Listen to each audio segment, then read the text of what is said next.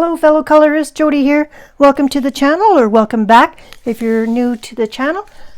Today we are going to be looking at some of the items that I have bought, both new and used, in August of 2023.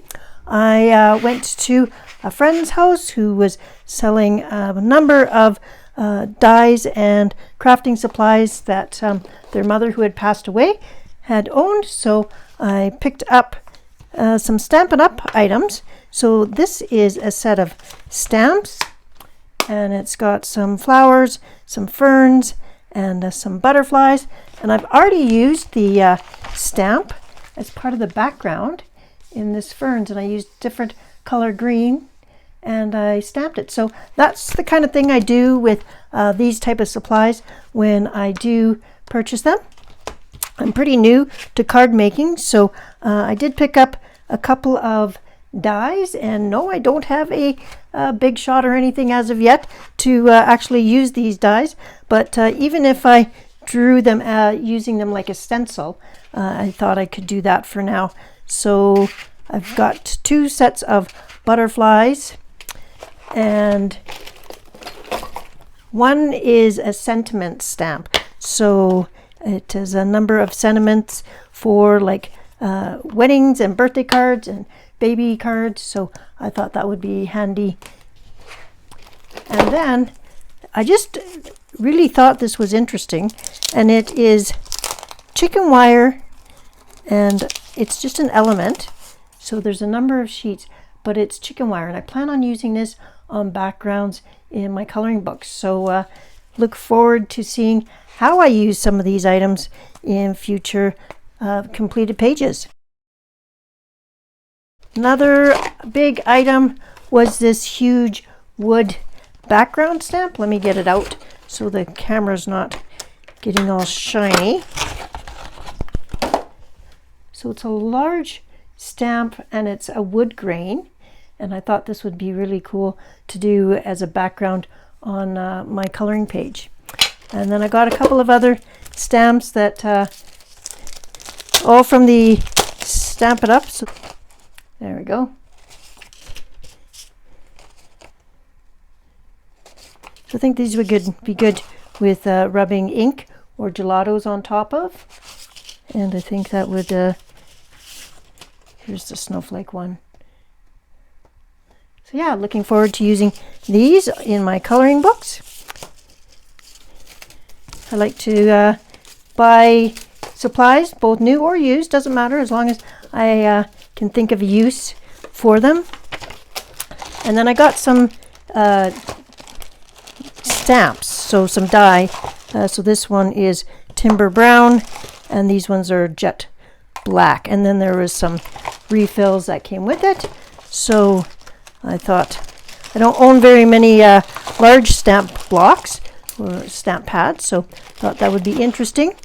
And then I got some paper, and this is just a 6x6 pad of paper with different things, and I'll plan on using this both for cards and for backgrounds in some of my books. So we'll look forward to seeing how I end up using all of these supplies. I also picked up a couple of washi tapes. So this one is silver with little flowers, and this one is just a nice light gray green. And then this is double-sided super sticky red tape. And I like the fact that it was red so that I could actually see it. So I plan on using this to hold down things like the paper in my books and stuff, because then I wouldn't have to use wet glue on them. So I'll let you know how that works. It's definitely skinny. So yeah, excited to use all of those items. So those are all the used items that I was able to find. The only other supply that I got was a black matte acrylic paint for $1.50 from Dollar Tree. I don't have any black acrylic paint, and I find that acrylic paint is a little goes on easier and smoother for me than paint pens all the time when you're doing a large area for the background. So I'm going to try this acrylic paint and see how it works. and I'll keep you updated on that. And those are it for supplies. The other items I got were a stack of books.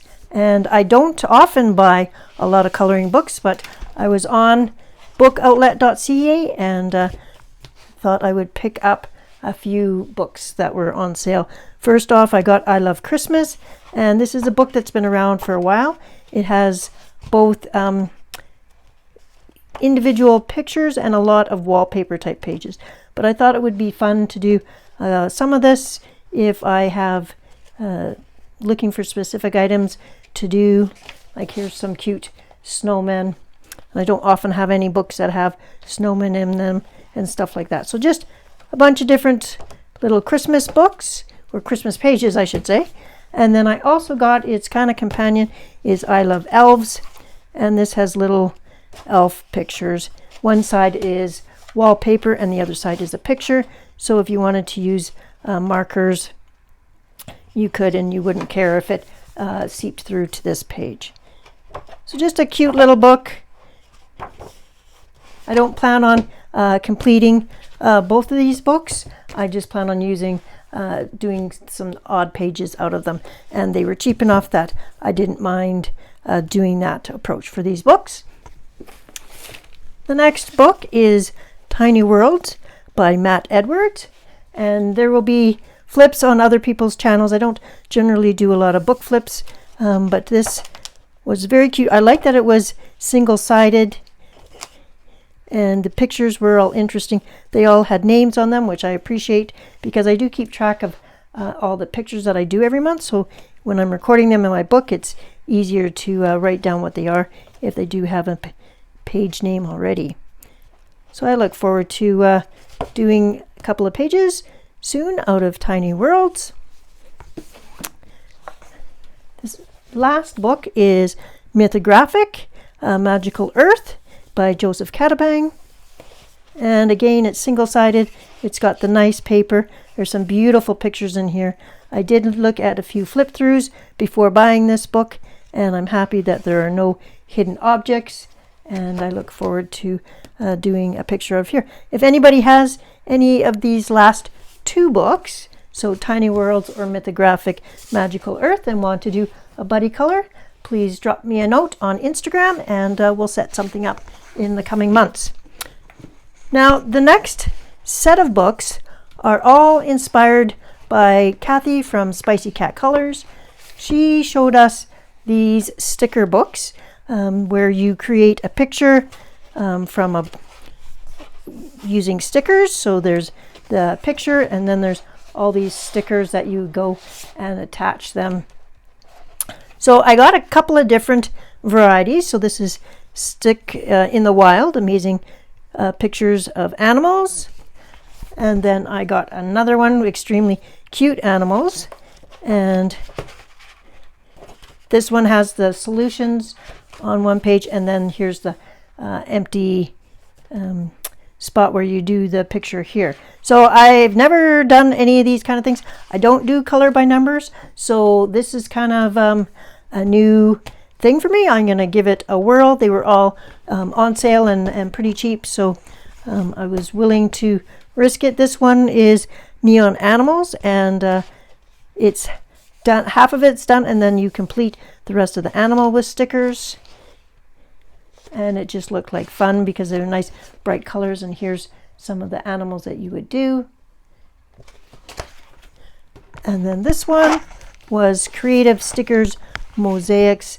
This is Art Masterpieces, and this is all you will complete a one of the masterpieces from famous paintings and such. So here's some of the answers for those. So we'll see if I like these. We'll see if they end up on my completed pages section of my video for every month or not. And then this was the last one. This was 15 classic Bob Ross paintings made into stickers. And this one also looks pretty, they're perforated, which is nice, but they're also, you're not sure what it is. So at the back, there'll be the answer keys, which is good. And here are the stickers. So it should be interesting to give it a go. I just thought if I was traveling somewhere and I didn't want to bring absolutely all of my coloring supplies, that I might be able to take one of these books with me and at least do something creative. So those were my sticker book collection that I bought. We'll see which ones I tackle. I'll tackle one or two, and if I don't like them, then I'll pass those books on to somebody that I know does enjoy them. So those are all the purchases I have for today. Again, if you would like to try and you have the book Tiny Worlds by Matt Edwards or The Mythographic Magical Earth by Joseph Catabang and would like to buddy color with me, I'd be happy to set that up. Just contact me on Instagram and my information is down in the description below. I hope you're having a colorful and creative week this week, and I will see you next week in our next video. Until then, have a great day. Take care. Bye-bye.